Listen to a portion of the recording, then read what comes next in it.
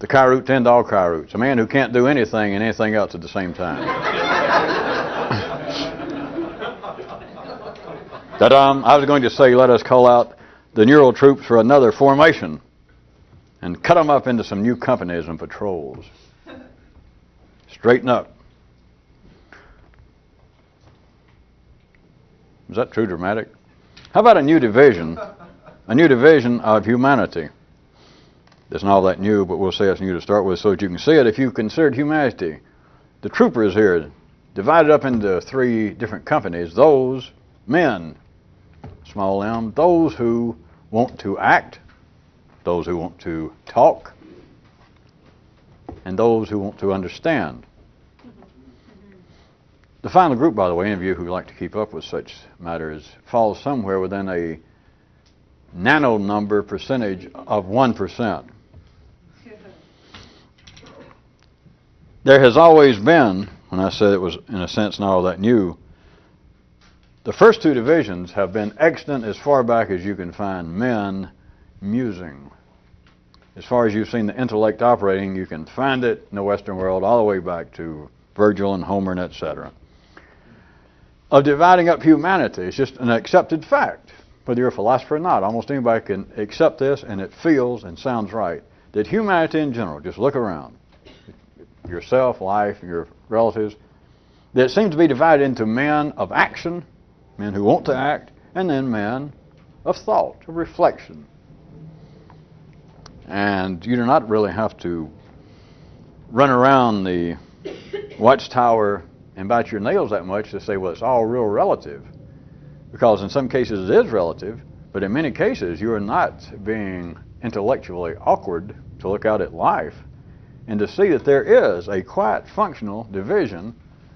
Men, even whole countries, institutions, even divisions within the same institution, like one religion or one state somewhere based on nationalistic boundaries, and one right next to it of people almost of the same genetic stock. And that one of the groups seems intent. Their whole response seems to be, we want to act. The response, even on a large level, and especially down on a local one, that is an individual, is you have people, when there seems to be just their ordinary confrontation with life, is what to do. And when a problem arises, just, and I don't mean necessarily anything is serious, but just when anything in life every day arises, the way to deal with life is by God to act. And I don't have to do it, because many people before me at that ordinary level have defended, even raised praises to men of action. There have been even poets, to show you again the justice of life, poets who are not men of action, that is, the nerds that draw Superman. You understand that by now, don't you? Those that sing poetic, intellectually inspired, intellectually driven peons to men of action about how great it is. Critics loving earlier Marlon Brando movies. Do you understand that by now? Cripples always love men of action. At any rate, there is simply what I wanted you to see, that so that we got a very solid, mundane, pedestrian groundwork. It is accepted in the nervous systems of anybody that thinks on this planet. If you just present it to them that, hey, life in general, people around the neighborhood, and then even if you are educated enough to have some historical perspective, that humanity, by God, is divided into people that just seem to want to act, that's the way to respond to life. If something needs to be done, if you're going to live, act. And then there are people whose withal attitude is think. Of course, everybody has to act some. You got to eat, and you got to go to the bathroom, and etc. But that the life itself, the way to deal with life, except it's talk. They refer to it in the past. The most common Western translation I was dragging in was men of action and men of reflection, or men of thought. But would you take my division verbally to start with, my temporary mapping of it? It's men, people who want to act, people who want to talk, and people who want to understand. All right, now back to the first 2 divisions. If I were dealing with ordinary people, and I brought this out, they would say, well, wait a minute. What you're calling the second, or what you're calling the third group is actually the second group. It's unnecessary. And especially those in the second group that I call people who want to talk. They would say, well, no. because we are, for better or worse, we are more intellectually oriented than our brethren who are prone to be men of action. But we are not simply seeking additional talk and theory, palaver. What we seek is understanding. So the third group is unnecessary. Well, excuse me. I've got to ask you this, if not tell you. This cannot be operationally correct.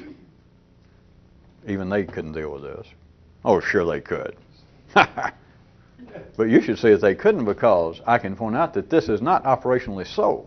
That the second group, the two groups, the first two, those who want to act and those who want to talk, make up way over 99 and some other great percentage of humanity. It's way over 99.9 to give you some hint.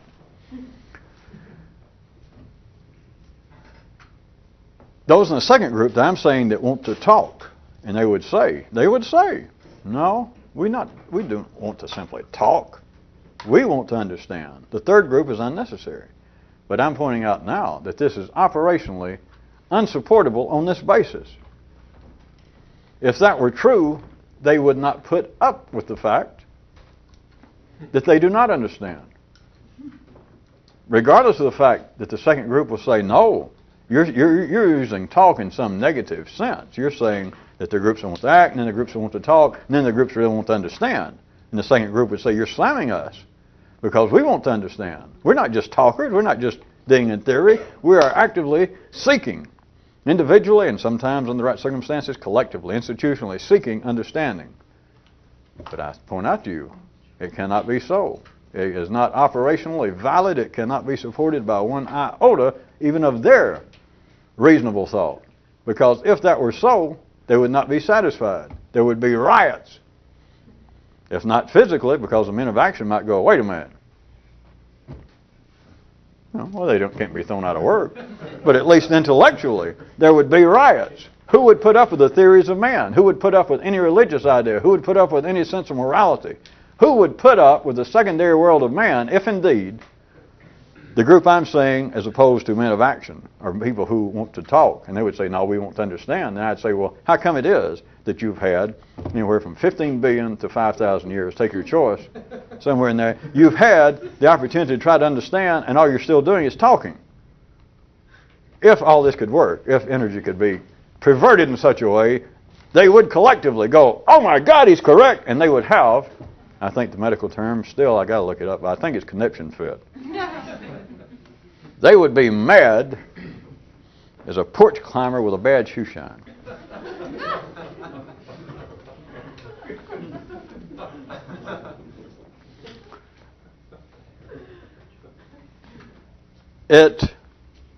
If I may say so one more time tonight, this is not just to divide up and to create some kind of new division, because it's all temporary and it's all meaningless once you see it. But I was spending that time hoping that you would see that what I am calling men of action and men of talk, and then this other group, I just call it people who want to understand. It is operationally useful to the third group, anybody that might be in there, not because of other people, not to feel superior or to feel in any way in conflict, not to feel anything, but to feel about your own nervous system, because it is already arranged. It has been nurtured in such a way that what I am calling those who want to talk, which is part of your own nervous system, is the land of explanations. The land of explanations that we've been talking about, wherein explanations are taken as they must, as being the pinpointing of causes. Because ordinary intellect takes continual talk about the subject. I admit again now, you've got to understand this. If you stop somebody and say, now, do you understand everything you're talking about? Here it is, I'm sitting here in the coffee shop or in the college campus, and I'm hearing these people talk about the philosophical question, the nature of religion, or etc. And some of them began to make more and more dogmatic statements about what they understand. Well, I can tell you this. The way the Mideasterns look at religion, they go blah, blah. And if I stop and I say, wait a minute. You guys are ding and talk. And I brought them up to date of what I just said for the last 10 minutes. And I said, all you're doing is talking about explanations, and yet you're taking them as being matters not only of fact, but of conclusive fact. you're taking these as being final statements of causality. And right for that split second, I can even get ordinary people again to go, yeah, you're right. That is true. You're right. But the intellect can no longer hold that. Then the porch climber could, when he looked down and realized, God, what a bad shine. I mean, he'd have to let go and I don't go back home and come back another night. You cannot hold it. The intellect is not equipped for it. They take talk if they were presented with this question, and I say they and you too. They would take talk as being, if not a continual success at finding or achieving understanding, they would say it is a road. We are certainly on the road. It is certainly our intention. It is our intention to gain understanding, to find causes. It is not our intention just to continue to add to useless talk, to theories. That is not it. They would say that. And they are correct at that level. But do you see, again, forget they, here, if that were operational, if that were a cause within itself, if that could reach a real conclusion, it would be, as I was doing a little joke, that people would suddenly go, wait a minute. To point out that if it were not so that talk is taken instead of the desire to understand, or any possibility to understand, if it were not so, there would be intellectual, that is nervous system, that is molecular riots within man. Man's nervous system, when it reached this spot, would have reached some kind of mutation even from our own three-dimensional view to really play with it, to such a point that we'd be destroying ourselves. And I don't mean polluting the environment. We would be devolving intellectually, which we're not. Again, it's the kind of, if you needed proof, it is simply the operations of how things are, and it cannot be established otherwise by their own, by me pointing out there, that is the ordinary workings of intellect, by their own definitions, their own reasons. It cannot be supported that, no, we don't just talk. You don't just lump us in a group of people who want to talk. We want understanding too. You don't need that third category. We want understanding. That's why we talk.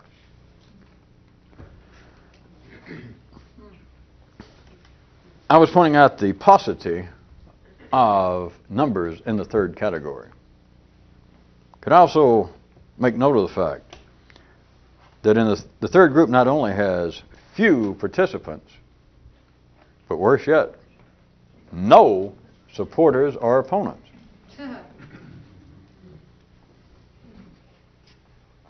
Thank you so much. Where's my money? Who got my fee?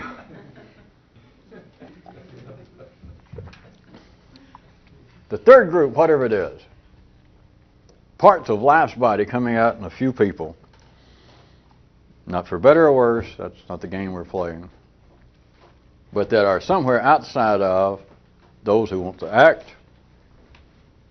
which you can still participate in that yourself, but those whose orientation, those whose primary function of moving energy within life's body is to act. Then the second group, those that to talk. And this third group has very few of those that are actively involved with it, but the worst yet, of course, I guess you put in quotation marks yourself, stranger yet, is not only few participants, but no supporters or opponents. Okay, parentheses. No viable supporters or opponents to it. And, contraire, or withal, if there appears to be somebody somewhere that is a passionate, active opponent or supporter of what seems to be the third activity, then, some of you already guessed, then it's proof itself that they are in no wise involved with any kind of real the third class activity. Now they may be saying, Gus, something's going on over here outside the general mainstream, and they could be hollering, yes, I support it. I'm going to write a book and come over here.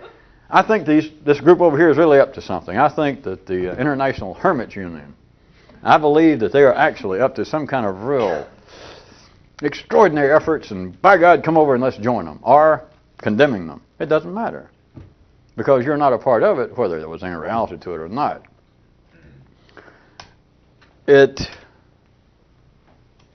Anybody supporting anybody opposing any activity is not a part of any rebellion. None. Not of any consequence. They're a part of life's own internal kind of polarized opposing movement that is necessary in the three-dimensional world, such as breathing in, breathing out. You can look at that as, you got activities within your own body that says, all right, everybody, let's breathe in. Screw breathing out. And from their view, the breathers in, if that was an activity, an institution, or if there were little molecules that simply would charge that responsibility, you got to see. They would be opponents to exhaling. They got no choice. You can't talk to them and say, wait a minute, you got to have both. Think about it. And if they said, got to have both, that's an interesting theory, but let me tell you this. Would say these lung activities to your brain, these having to act, could talk to these up here talking, and say, all right, you say it requires both. All right, this is the breathers in, the inhalators. And they say, all right, we're going to lay out. We're going to do a serious work slowdown, and we won't do anything, and we'll let you have just the exhalers. Check with us when you see the light, when you recognize the error of your ways. And of course you would very shortly. Like, wait a minute. But the point is, do you see from their view it's not incorrect? Their view is, you don't need both. It's a running battle. Don't tell me that we need both of them. We spend half of our life. We spend half of our life doing what we should. It's fun. It's health-giving. It brings in oxygen. I feel good. But then we spend the other half, literally the other half of our life, trying to struggle because then these other guys go and they suck it out of us. It's like we take one good step and then somebody kicks us. There is no such thing to any activity, when I said the rebellion, any activity outside, above the street level, polarized transfer of energy. There is no activity, whatever it might be, if it exists. Well, it exists, but if there's whatever it is outside of that, if anyone supports it or opposes it, they're not part of it. I mean, it's just a hobby. They don't know what they're doing. Back to the third activity of trying to understand, not wanting to act, not simply wanting to talk, but truly wanting to understand, whatever the hell that was. Not only a few participants, no opponents, no supporters. What it ends up with, at least for this paragraph,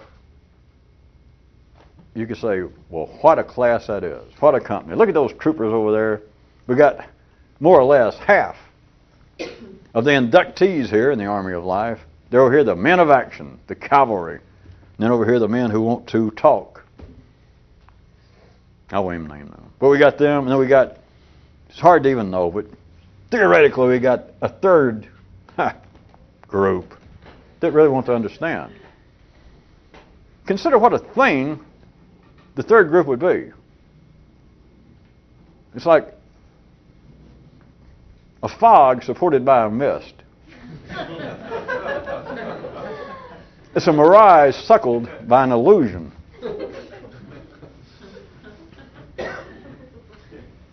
Or as somebody over in that third group might say, they might want to steal from Kyroots and simply stand up in an invisible voice and say, facts. The ultimate secondary entertainment.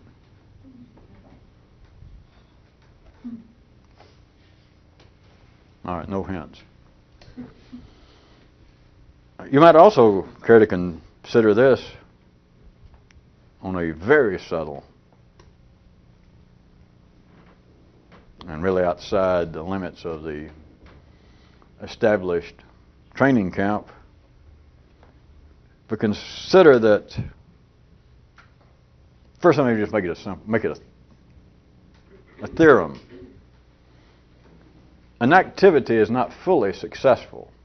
It's not fully operational. It's not fully successful until there is some belief of a conspiracy therein. Think about it. No matter what it is, it is not running at full speed. It is not fulfilling its total operational possibility. That is, it is not totally successful as of yet. Until there is some belief that there is a conspiracy therein.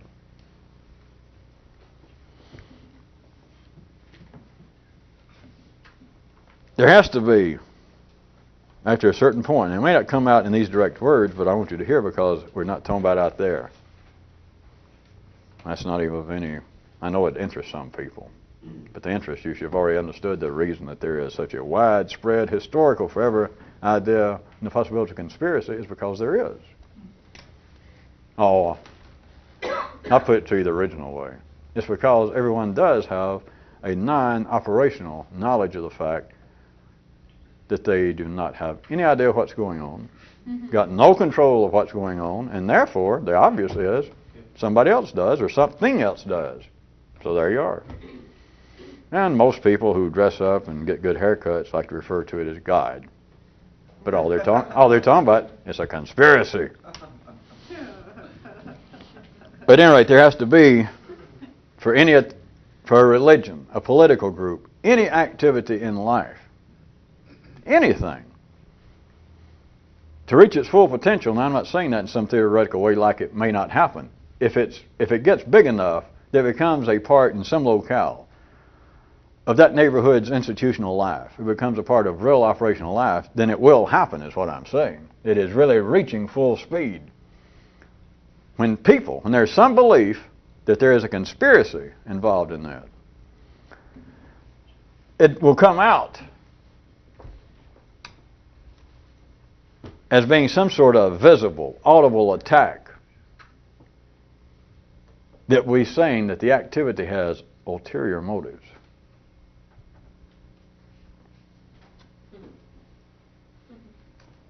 Which, if you can see it, is simply to unwittingly be saying, I assume Sinatra will forgive me, of saying, well, that's life. Or to put a different inflection on that wonderful inspirational song, instead of that's life, is the idea that there are ulterior motives in what's going on. To change the inflection on that same sentence is to say, well, all they're saying is that's life.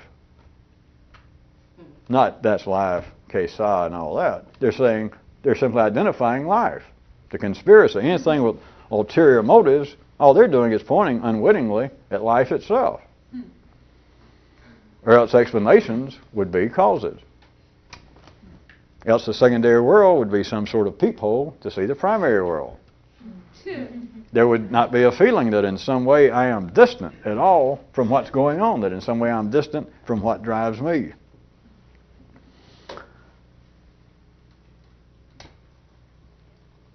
There are some other tie-ins with some Kyroots that have run past in the last night and even tonight.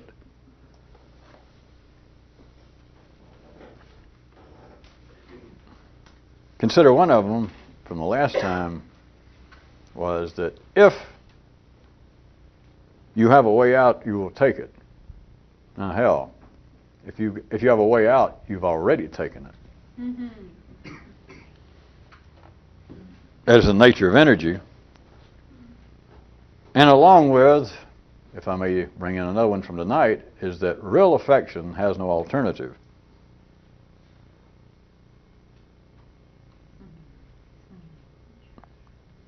A very specific, polarized example. Start with the latter part. It is the natural use of energy, and it comes out in humans, as affection being always, or do you want me to start off easy? Seemingly, very often inclined to, how's that? To be expressed with a notation, and oftentimes, apparently, almost unavoidable. Talk about palaver. Notation of an alternative. Well, exactly what did that mean? I'm not surprised that you ask. A man says, if I did not have such an affection for animals, I'd have to get rid of those gophers in my garden. Now, for all animal lovers, I could use people, but why don't we, for an example, use our inferior creatures? It would sound as though a man is making a great statement, a direct statement about his affection for our furry friends.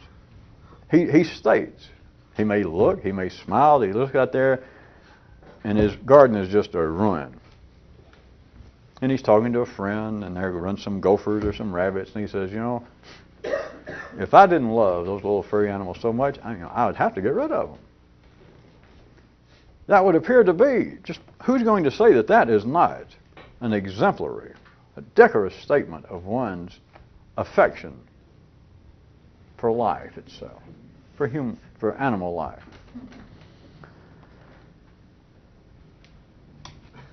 Yet, if we were dealing with this troop of the nano number percent of 1% that might be more interested in something beyond acting and talking, then they would have to note this. I say that since I'm making them up and say they've got to note it. You know, it's my playhouse, so I'm going to say they've got to note it. They would have to note that if your apparent affection can tolerate the idea of a substitute, a surrogate, an alternative, if blank, blah, blah, blah, blah, I would have to kill them. I'd have to get rid of them out of the garden. If your ordinary affection can tolerate any idea of an alternative, but now notice the original sentence, it didn't say, the man said, if I did not love my wife so much, I'd have to kill that bitch. Well, and he said with a smile, he said with his arm around her, handing her another beer, and all their friends, they go, boy, aren't they a couple? Of course, they didn't say a couple of what? No. If, and this is not just talk, remember, we're talking about the movement of energy. And remember, I hadn't forgotten about if you have a way out. Haha, you thought I'd forgotten. No, I didn't. All right. If your affection can apparently tolerate the possibility of there being an alternative, that I would kill her, even smile. You just tolerate the idea that there could be an alternative to my affection. It's not out in life that anything's wrong, because out in life with the ordinary flow of energy, you got no choice. Energy's got to have a way out. Energy's got to be able to move. There's no such thing as an energetic, literal cul-de-sac. It's got to be able, if nothing else, at the three-dimensional level, to apparently turn around and get out of there. So there's nothing wrong out there in the ordinary world. But someone attempting to do this, someone attempting to understand, has simply got to be fully aware of the fact that if your affection has room for this kind of alternative, then it becomes a kind of unmanageable, uncontrollable, another definition of the word of those of you that like to check, of affection. Which nowadays I actually reversed them because I used affection to start with. I assume all of you know. Last time I looked, American dictionaries listed affection as fondness under the obsolete. But I assumed you knew what I meant when I said affection. But the primary definition of affection nowadays is pretentious, feigning. And all you need to see is a revolution, is because there's nothing wrong out in life. I mean, as you know, or else you're really done for. For other people saying, God, I love my kids, you know. Well, another one that people used to like to say, oh, my little kids. You know, the kids just run a skateboard or a bicycle into his new Porsche. And the guy says, oh, my kids, I wouldn't take the world for them, but, you know, I wouldn't give you $1 for another one. And he smiled. You do understand this is all the same thing as, boy, my wife, I love her. You know, if I didn't love her, you know, I'd kill the bitch. If I did not have such an affection for those cute little gophers, I'd have to get rid of them. There's nothing wrong in any of that. But you need to see that that affection is all energy, is all polarized energy in a three-dimensional confine. you need to see that that kind of energy, in this case, affection, fondness, that kind of affection that can tolerate, which it must, an alternative, is no more than an unmanageable affection, pretense. Nothing wrong, but it is no more dependable than an ordinary person thinking, well, if I really get healthy, I can save a lot of energy because if I get good enough, I'll just inhale. And I'll quit wasting my time, or exhale once I find out which one is the important one and just scrap the rest of it. Or why I have to eat and then go to the bathroom, or maybe cut out one of them.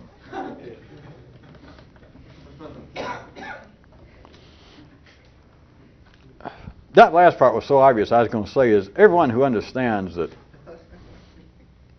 how automatic behavior, that is how if you've got just mechanical affection for anything or anybody, that it's subject to become also just a mechanical affection, a pretense, that it's just it's uncontrollable. Everybody understands that.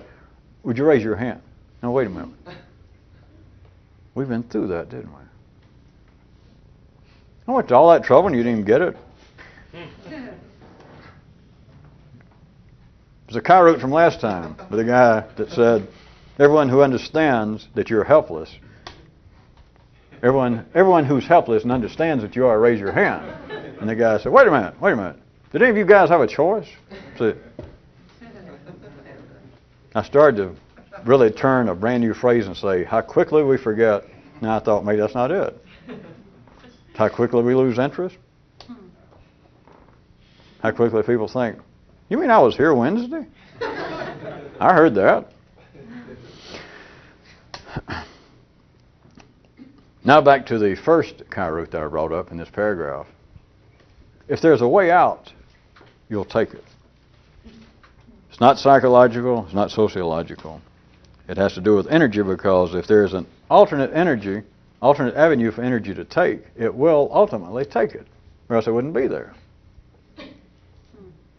What you're left with, apparently, us speaking about affection for animals or family, which there are all sorts of other things, we just shifted at the three-dimensional level in our perusal of the nervous system. Rather than talking about cerebral activities, we're now down more in the limbic system, the apparent human emotion, the human version of those kind of animal passions.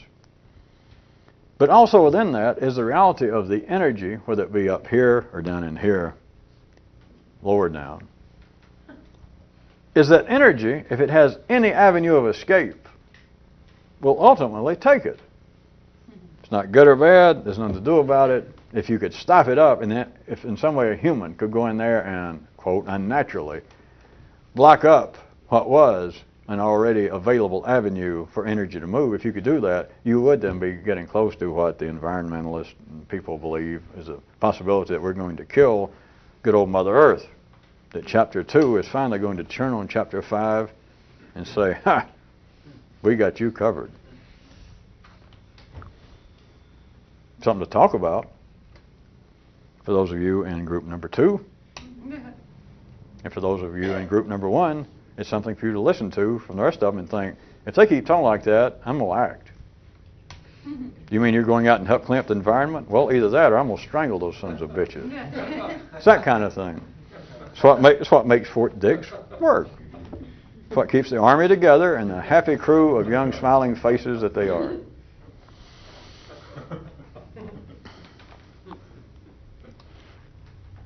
The rest of the Kyroot, if you recall, about if you have an alternative, you'll take it. If you have a way out, you'll take it. Nah, hell, if you got a way out, you've already taken it. Yeah. The point of that, what it's saying is like an operational, if it is an operational fait accompli fact, that if you even consider there's an alternative way, you have in fact already taken it. It's just a matter of three-dimensional temporal placing of when it's going to happen. You understand?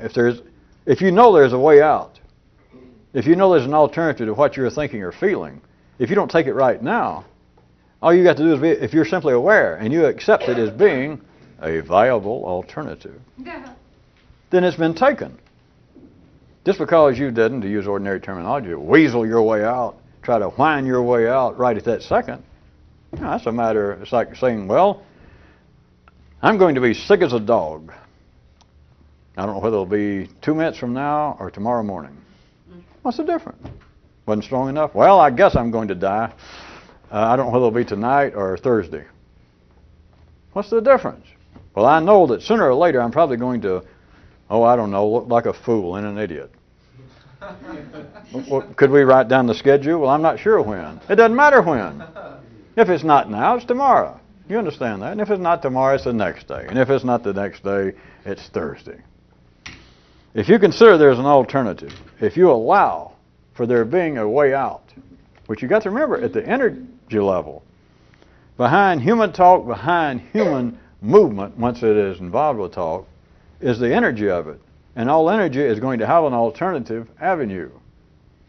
But as long as you take that as being in some way, as long as you do not take it, as long as you do not see it fully, it's not that it's wrong, but it's then that you are surprised you deny the fact that there is an alternative to affection. You deny that there is an alternative to what you think. You deny reality. It's simply people saying, yes, I will love you forever. Nothing will ever stop me from loving you the way I do now. What do I have to say? I don't have to drag out divorce statistics in this country. Not unless you're a dunderhead. All you got to do is be alive. And of course, somewhere beyond the first two classifications, that you know that's ridiculous. And it has nothing to do with love, and it has nothing to do with the breakdown of the nuclear family, or the Christian, decent, Western, Eastern, Northern, Hindu way of life. No. It's simply this. It's simply saying, it'd be as ridiculous as to say, all right, once you understand that the most important thing in the world is to inhale, by God, do it and stick to it. If fidelity and love is inhaling, then everyone, of course, is going to fool around. You can't stay there. There's an alternative. Energy has got to move. So it's not that it's wrong, but to attempt to get outside the first two classifications, you cannot accept that as being a true statement of operational fact. Well, why not? Well, because then you got to keep explaining why you didn't stick with it. That's the psychological apparent view. As soon as you say, well, I will never be unfaithful to you. Or Smith and Jones. Now that we're in business, my partner, you've been one of my best friends, we college, fraternity brothers, you could trust me with your life. I would never cheat you. You know all that. It's not right or wrong. It has nothing to do with morality. It has to do with energy moving. It has to do with life being alive. So as oftentimes the case, the Kyroots, I will have to admit, taking part responsibility since I brought them here, since I carried them over here, that the idea that if you have a way out, you'll take it. It's not as though you got a choice. It's not as though, well, wait a minute, now I understand, therefore I'll do away with all way outs. Now there is some use for that, but not at any ordinary level, because there is no way that you're going to abandon taking a way out. Other than, as I said, that you decide that inhaling or exhaling is it. That things, through explanations, either can or cannot be explained. It was one of the Kyroots tonight that didn't seem to get a great response. As long as you believe that explanations can or cannot, which is the same thing, that explanations should or should not, or that explanations will, sometime, some way, or will not explain what's going on around here. As long as you think that, then you're stuck with explanation. See, and it doesn't matter. It doesn't matter that you stop and say, wait a minute, I got some idea I believe what you're talking about now. And I don't think that explanation will ever explain anything. And then normally if somebody goes into some kind of metaphysical dream after that, and that there's a conspiracy and there's secret info hidden somewhere, that doesn't matter. Or it doesn't matter if we had a living example of an up-to-date, sophisticated, educated person that says, wait a minute, I disagree with that to the point that it's almost ridiculous for me to have to disagree because you are incorrect. Explanations will. I don't know when. I can't guarantee it, but by God, the march of progress, you can see that. You're not a fool. Explanations will, in individual cases, and then probably on an increasingly expanded basis, begin to explain things. As long as you believe that explanations either will or won't, it doesn't matter. As long as you believe that, then you're on for the ride. You got on the train and you're not going to get off. Because you think, well, either the train's going somewhere or it's not. That's not the point. Not to the third group. The third group is simply understand, well, I'm on a train. It's everybody else on the train talking. Where's this train going? Well, I don't like where it's going. I got an opinion where it's going. I don't think it'll make it. That's not the point to the third group. You just simply got to understand that the thought processes, the operation of the human nervous system at that level is on a train. It's on a course. And there's always a way out. Because you got the way out as long as you think, well, the train could stop. We could change directions. Maybe we can make the engineer go to a different place. What you're saying is, maybe I can finally relax and by God, I'll just inhale and forget it. Be done with it. I'll be so enlightened, so metaphysically in tune with the universe that I can just finally take one big breath and screw it. Now I can go and do something important, like take a nap, chase young girls.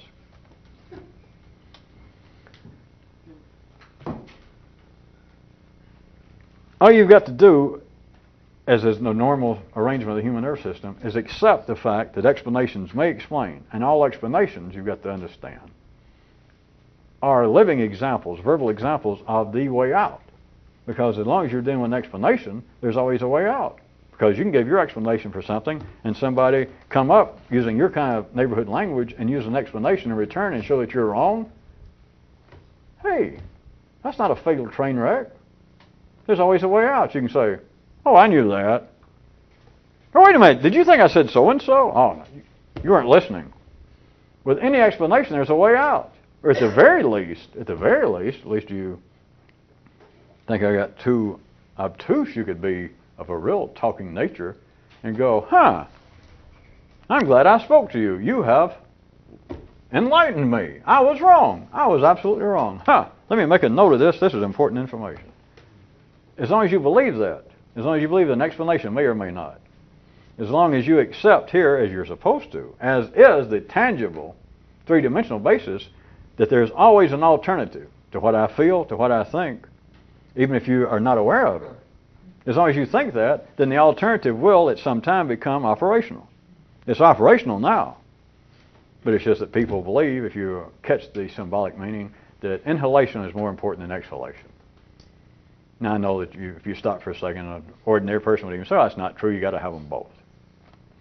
It's still that there is one way to operate in any particular situation. But the alternative becomes its co-partner. That to say, well, I'll love you forever, at the ordinary level, there's nothing to say to anybody, but you should know by now. To tell somebody, I love you more than life itself. If there's any possibility in a normal circumstance that the person who said that's ever going to kill anybody, you know who it is, don't you? Who does everybody hate the worst? Don't say an accountant with a second degree in the law. People who hate somebody else, at one time the other person was a dear close friend or family member. Just an accepted fact. The energy that would seem to be at any particular time important, pertinent to your existence, and especially up here, in whatever direction it's running, it has an alternative. Or else the way that you believe is the proper way to think, the proper way to feel at this present time, would not be operational. It would have no dimensions in your mental landscape. The alternative is always there. The way out is always there. And as long as you operate on that basis without being aware of it, it is what amounts to an operational fait accompli that you've already taken it. You have already taken the coward's way out. No, I haven't. Well, what time is it? Well, give yourself a minute. It's of no importance, is why I keep going through that, as long as you allow without knowing it, as long as you allow that there could be an alternative for my affection, then you've got no affection. You've got affection. You've got pretense. But of course, don't think anything's wrong with it, because Kyroots, many moons ago, pointed out that real feeling in the city is the pretense of feeling. That's it. But you got to be aware of it, or else you're going to fall in those first two groups and never move. You'll still be victim of it. You'll still be driven by it. Shouldn't say victim. You people are not victims, are you? None of you have been affected by society or anything, have you? Or by older people, those big people that used to be taller than you are? No. There's nothing wrong with the alternatives, the ways out, the explanations, the justifications, all the terms. You can look at it quite directly. You can look it right in the eye and say this: if the ways out weren't meant to be used by men, why the hell are they there? And as always, the answer is,